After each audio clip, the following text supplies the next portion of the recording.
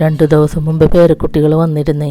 അവർ വന്ന് കയറുമ്പോൾ തന്നെ പറയും, അമ്മാമ്മേ നമുക്ക് കളിക്കാമെന്ന് പറയും. അപ്പാപ്പനുണ്ടെങ്കിൽ അവർ പറയും നമുക്ക് വണ്ടി ഉന്തി കളിക്കാമെന്നൊക്കെ പറയും.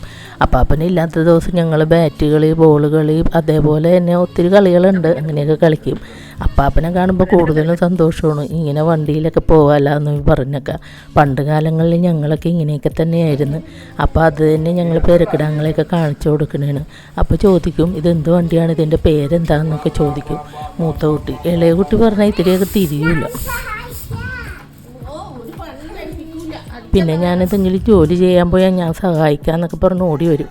ചിലപ്പോൾ നല്ല രീതിയിലുള്ള സഹായങ്ങളായിരിക്കും, ചിലപ്പോൾ ഉണ്ടല്ലോ നമുക്ക് ദേഷ്യം വരും. അതുപോലെയുള്ള കാര്യങ്ങളൊക്കെ ആയിരിക്കും. സമയമില്ലാത്ത നേരത്തൊക്കെ ആയിരിക്കും.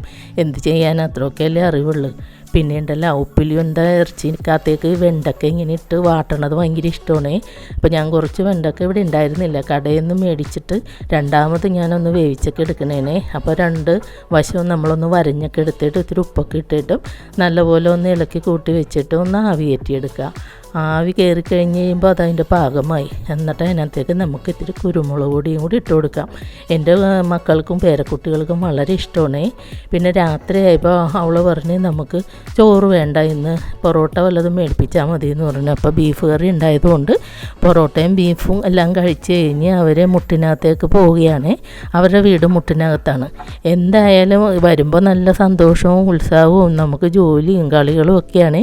പോയി കഴിയുമ്പോൾ വീട് ഉറങ്ങിയ പോലെയാണ്. അങ്ങനെ അങ്ങനെ പോയി അവർ മുട്ടിനകത്തേക്ക്. പിന്നെ ഞങ്ങൾ 2 പേരും പിള്ളേർ പോയല്ലോ എന്ന് വിചാരിച്ച് പോകുമ്പോൾ തന്നെ വിചാരിക്കും ഇനി എന്നാ വന്നതെന്നൊക്കെ വിചാരിക്കും. നല്ല ത്രില്ലാണ് പിള്ളേർ.